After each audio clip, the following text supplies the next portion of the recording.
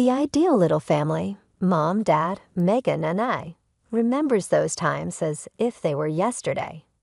We were simply regular people living our best lives. We weren't famous or wealthy.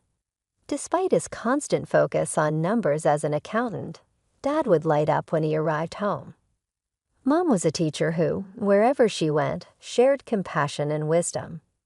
On weekends, we would load up our beaten station wagon and head off to explore the countryside. Mom would sing along, horribly off-key, but unconcerned, as Dad played his favorite oldies. I would secretly enjoy every minute of it while rolling my eyes while sitting in the back. Those were the finest road trips. We would eat greasy burgers and share a huge milkshake in seedy eateries.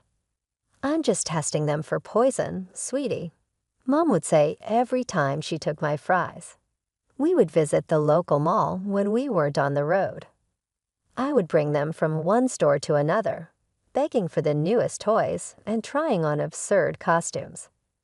Dad was a softie, while Mom was the voice of reason. When Mom wasn't there, he would sneak me a few more dollars while saying, "Our little secret, Meggie." Pizza evenings were held on Fridays. We would place our order, watch corny movies, and spread out on the floor of the living room. Mom would silence Dad when he tried to explain the storylines, and I would stuff my face with pepperoni, just interested in the present. Mom started feeling exhausted all the time when I was 11 years old. We didn't give it much thought at first because teaching is, after all, so demanding. Then followed the doctor's appointments, the anxious mutterings, and the silent phone conversations. No one explained anything to me, so I had no idea what was going on. However, I sensed the shift in the atmosphere. The road trip ceased, the laughter slowed, and the pizza evenings gave way to tense, silent meals. I heard Dad talking on the phone one evening, his voice breaking. "Mike, the therapies aren't working. I have no idea what we will do." I realized then that Mom was seriously ill, and that our idyllic little world was on the verge of collapsing. I longed to return to those carefree times, stop time, and remain in that state of blissful ignorance indefinitely. However, that isn't how life operates. There was nothing I could do to prevent the storm from approaching. I attempt to recall the wonderful memories, like the taste of pizza on a Friday night, the sound of Dad laughing, and the scent of Mom's perfume, by closing my eyes for the time being. All I have left of the life I used to lead, the life I fervently hope to return to, are those memories. It took place on Tuesday. I recall it because it was pizza night, but there was only quiet and the awful beeping of hospital equipment instead of food, laughing, or Mom. Dad's voice cracked as he continued, "Megan, sweetie." "Mom, she's gone." Suddenly, my entire world fell apart. My dearest companion and support, Mom, was no longer with me. As Dad held me and soaked my hair with his tears, I stood there motionless, unable to breathe or think. The weeks that followed were a haze of calls, whispered words, and dark clothing. It was impossible for me to eat. I was waiting for Mom to come in and tell me that it was all a horrible dream. However, she never did. Then, almost half a year after Mom passed away, something changed. Dad began to go out more. Before I saw her, I believed he was improving. She looked nothing like Mom and was tall and blonde. She had a smile that stopped short of her eyes, and her name was Karen. With an anxious expression, Dad added, "This is Karen, Megan." We have been going out together. It seemed unbelievable to me. He was already taking Mom's place, and she wasn't even cold in her grave. Karen's face was inches from mine as she leaned down. "Hello, Megan. I've been hearing a lot about you." Karen's eyes were hard and calculating, and her grin faded when Dad wasn't looking. I knew right then that this woman was danger. Karen was everywhere for the following few weeks. She would join us for supper, watch TV, and even attempt to assist me with my schoolwork. However, the mask would come off as soon as Dad's back was turned. One day, when we were by ourselves, she snarled, "Listen, kid. I intend to remain here. Don't think of any ways to ruin this for me." I truly did try to inform Dad. He only shook his head, though. "Karen is a lovely person, but I know this is difficult for you, Megan. All you're feeling is jealousy. Perhaps we ought to arrange for you to speak with someone." Feeling envious, it seemed unbelievable to me. Even my own dad believed I was making this up. Before I knew it, I was sitting in a therapist's office being informed that I struggled with change and had adjustment difficulties. In some way, Karen had persuaded Dad, our family, and even the neighbors that I was having problems. I heard her remark over the phone, "Poor Megan. She's struggling so much. There are mental health issues. We are providing her with the necessary assistance." Then the shocking news arrived.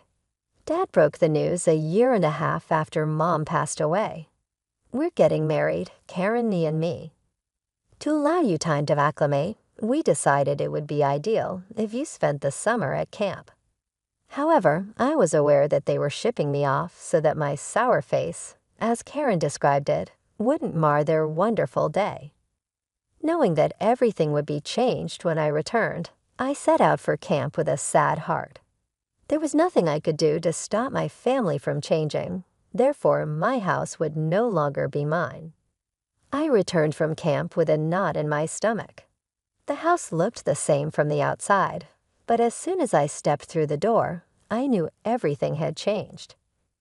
"Welcome home, Megan," Karen said, her smile not reaching her eyes. "We need to talk about room arrangements. With the baby coming, we'll need to make some changes." My head spun. "Baby? What baby?" Dad's face lit up. "That's right, you don't know. Karen's pregnant. You're going to be a big sister." Karen led me upstairs, chattering about nursery colors and baby names. We stopped at my room, or what used to be my room. "We started converting this into the nursery," Karen said, pushing open the door. My heart sank. My posters were gone, replaced by pastel wallpaper. My desk had vanished, a crib standing in its place. "Where's my stuff?" I managed to choke out. Karen waved dismissively. "Oh, we moved you to the guest room. It's cozier anyway." The guest room was barely bigger than a closet. My things were piled haphazardly on the bed, some boxes still sealed. "This is temporary, right?" I asked, looking at Dad. He wouldn't meet my eyes. "Well, Meggie, with a new baby, I got the message. I was being pushed out, replaced." The next few months were a blur of doctor's appointments, baby showers, and me trying to make myself as small as possible. Karen's belly grew, and with it, her control over our lives. Then one crisp fall morning, my little brother was born. Despite everything, when I held him for the first time, I felt a surge of love. For a moment, I thought maybe things would get better. But Karen had other plans. "Careful, Megan," she'd say, snatching him away. "You might drop him, or he's sleeping now. Maybe you can see him later." There was always an excuse, always a reason why I couldn't spend time with my brother. Dad was too busy with work and the new baby to notice. Years passed. I threw myself into school, counting down the days until I could leave for college. My brother grew into a sweet, curious kid, but Karen made sure our interactions were limited. Finally, my senior year arrived. One night, I overheard Karen and Dad arguing. "She needs to learn responsibility," Karen insisted. "A job right out of high school would do her good." Dad's voice was firm. "No, Sarah wanted her to go to college. We set aside money for it. Megan's going." I'd never been so grateful for my dad standing up for me. When my acceptance letter came, I cried with relief. I was getting out. I was going to start my own life, away from Karen's manipulations. On moving day, Dad helped me pack the car. Karen and my brother stayed home. "I'm proud of you, Maggie," Dad said, hugging me goodbye. "Your mom would be too." As I drove away, watching my childhood home disappear in the rearview mirror, I felt a mix of sadness and hope. I was leaving behind the only home I'd known in the little brother I never really got to know, but I was also driving toward freedom, toward a future where I could be myself without Karen's shadow looming over me. College was like a breath of fresh air after years of suffocation. I threw myself into my studies, determined to make something of myself. Advertising became my passion, a world where creativity met strategy, and I could finally express myself freely. But even as I reveled in my newfound independence, there was always a nagging ache in my heart. My little brother, barely 6 when I left, was growing up without me. During rare visits home, I'd catch glimpses of the amazing kid he was becoming. "Megan, look what I drew," he'd exclaim, showing me his latest masterpiece. I'd ruffle his hair, cherishing these brief moments. "It's awesome, buddy. You're quite the artist." Karen would inevitably interrupt, whisking him away for some urgent task or another. The distance between us grew with each passing year. Graduation day arrived, a bittersweet triumph as I stood in my cap and gown, scanning the crowd. I realized Dad and Karen weren't there. Later, a terse text arrived. "Congratulations on graduating. Dad, Karen." It stung, but I refused to let it dampen my spirits. I had a future to build. Thanks to my internships and portfolio, I landed a job at a hip advertising agency in the city.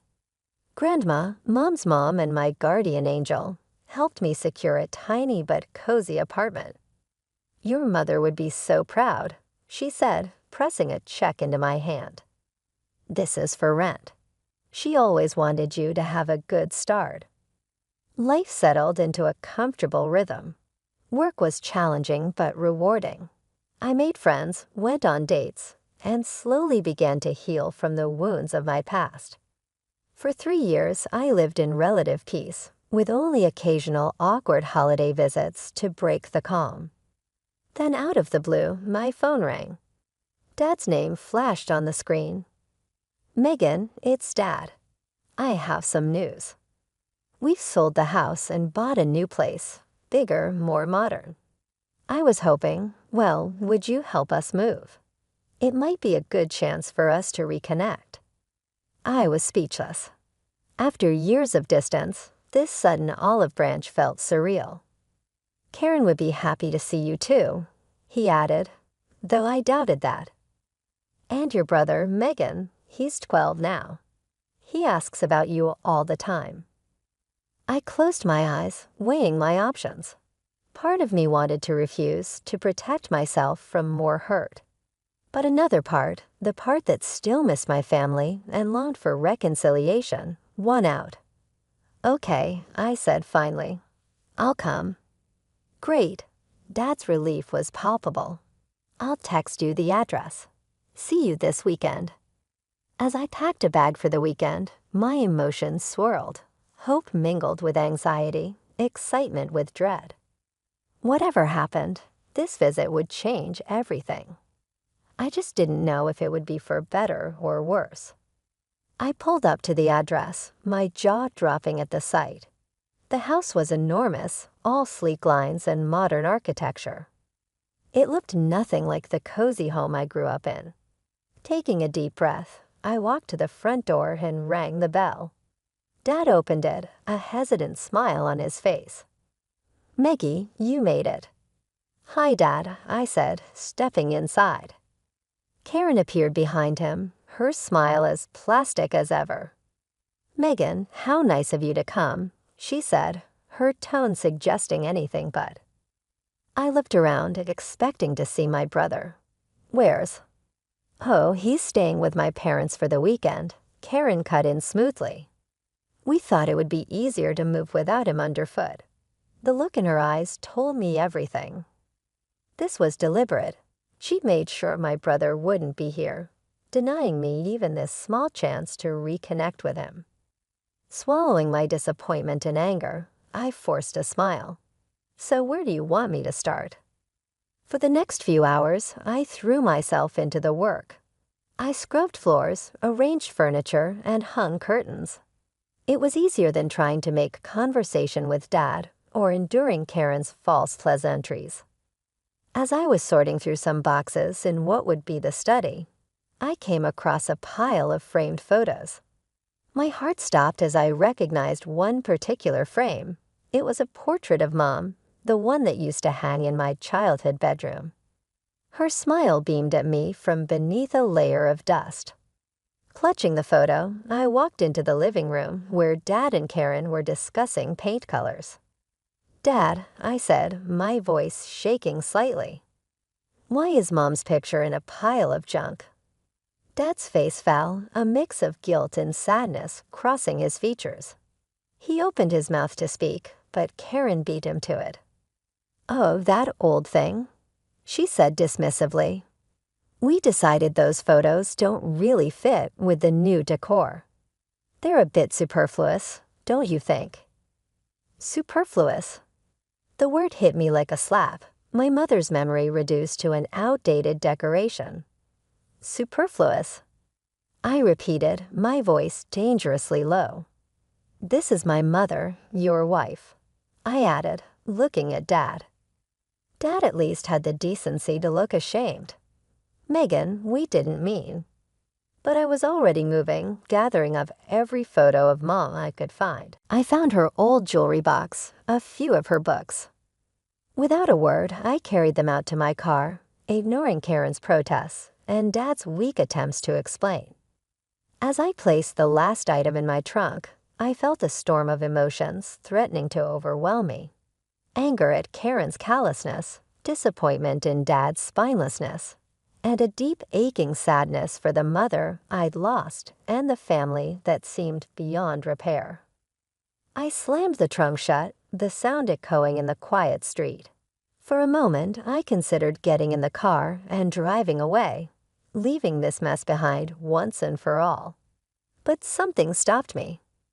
Maybe it was the memory of Mom, her voice in my head telling me to be strong. Maybe it was the thought of my little brother, who I still hadn't seen. Or maybe it was just sheer stubbornness, refusing to let Karen win. Whatever it was, I found myself walking back into the house.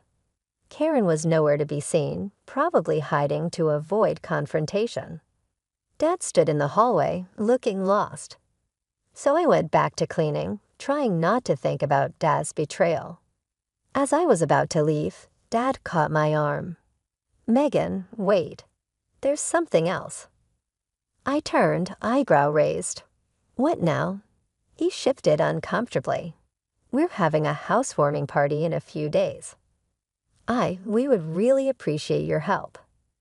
Before I could respond, Karen swooped in, her voice dripping with false sweetness.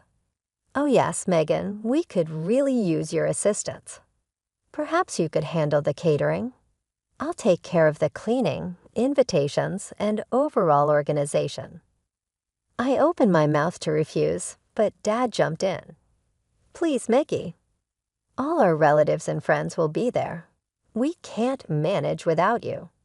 His pleading eyes wore me down. Despite everything, a small part of me still wanted to make him happy. "Fine," I sighed. "I'll help with the food. I'll even pay for it myself." Karen's smile widened. "Wonderful. We're thinking of an Italian theme, to christen the new kitchen." I nodded, an idea forming. "Actually, I know the best Italian restaurant. I'll order from there, quality guaranteed." Karen's eyes narrowed slightly. "What's the name of this restaurant?"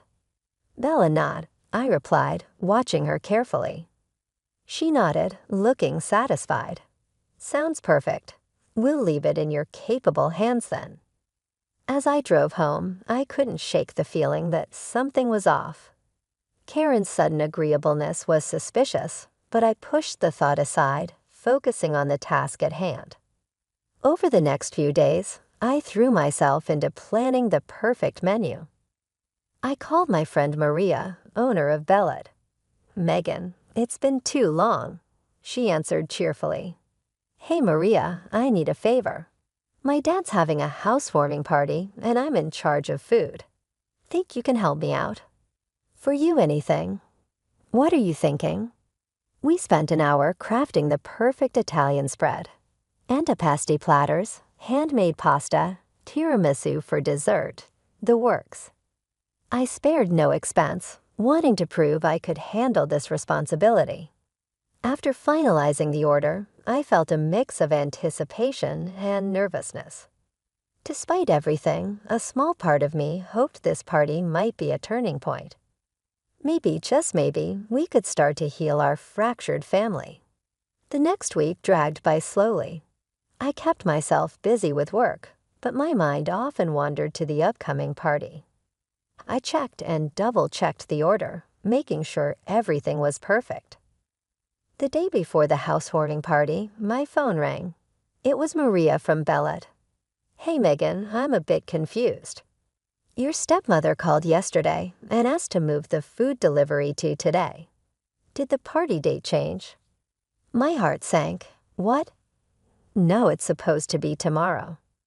Oh, Maria sounded worried. "Well, I wanted to double-check with you before making any changes." I thanked her, my mind racing. After hanging up, I immediately called Karen, my suspicions on high alert. "Hi, Karen.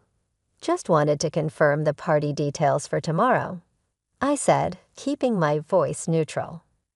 "Oh yes, everything's set for tomorrow at 7 p.m., she replied smoothly.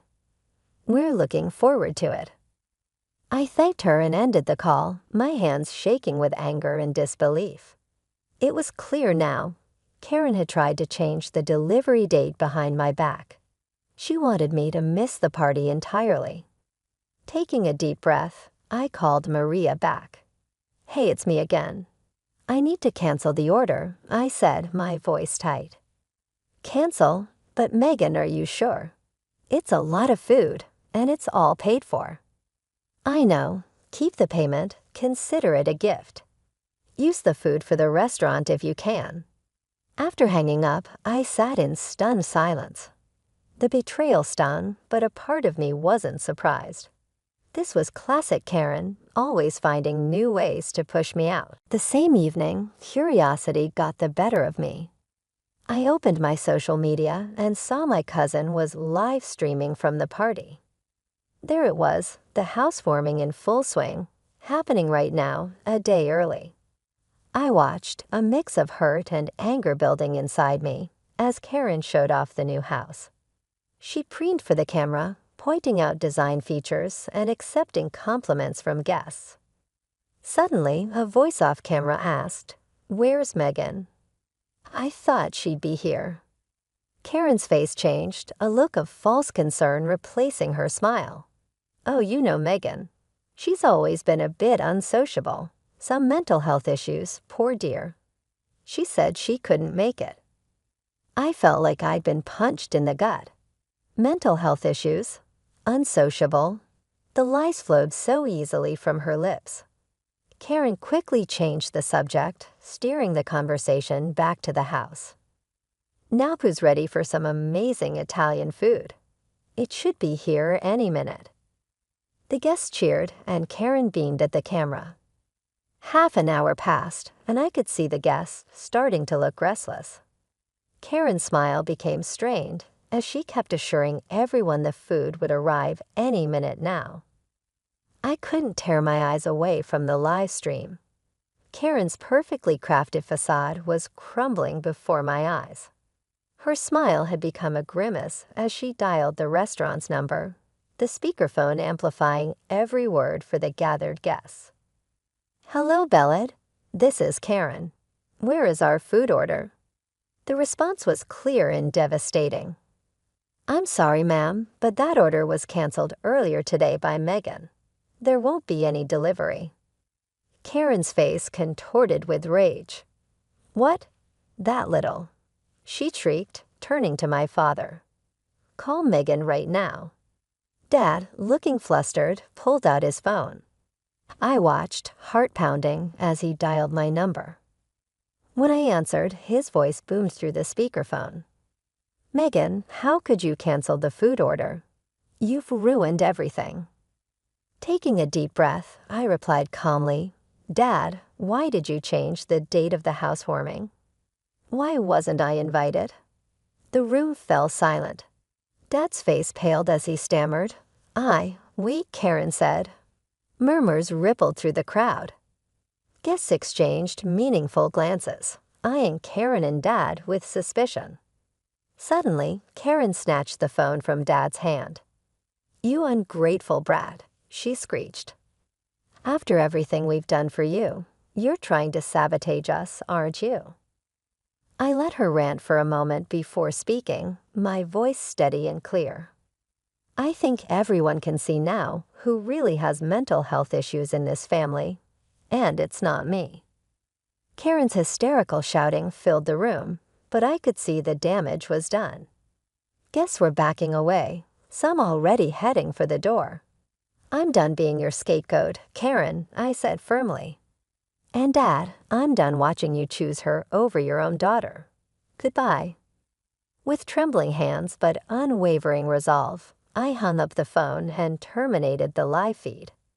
The deception, the manipulation, it was all over and visible to everybody. I disregarded the flurry of calls and texts from Dad and other family members in the days that followed. I needed time to think, to recover. Dad arrived at my residence a week later. His eyes were red-rimmed, and he appeared gaunt. He said, "Megan, I'm so sorry first." I have been blind. I lost sight of what truly mattered because I let Karen to take charge of everything. "Give me a chance to put things right, please." Something in his look made me want to smash the door in his face, but I refrained. "Dad, it's not that easy. You left me behind. You overlooked me." He replied, "I know," in a voice that broke. "However, I'd like to change. I'll do better, I swear. Maggie, please." Carefully and slowly, we started to mend our friendship. Dad began making frequent phone calls, and we got together once a week for coffee. Sometimes Dad even brought my younger brother along, out of Karen's prying eyes. Regarding Karen, I had heard rumors that she had become somewhat of a family outcast. She withdrew into a shell of resentment once her falsehoods were exposed. After several months, life found a new rhythm.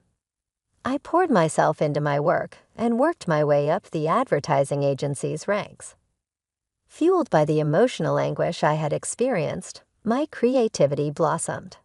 I have no idea what my family's future holds. Healing takes time, and the scars are deep. But I feel hopeful for the first time in years. I'm following my passions, living life on my terms, and gradually but surely letting love return to my heart.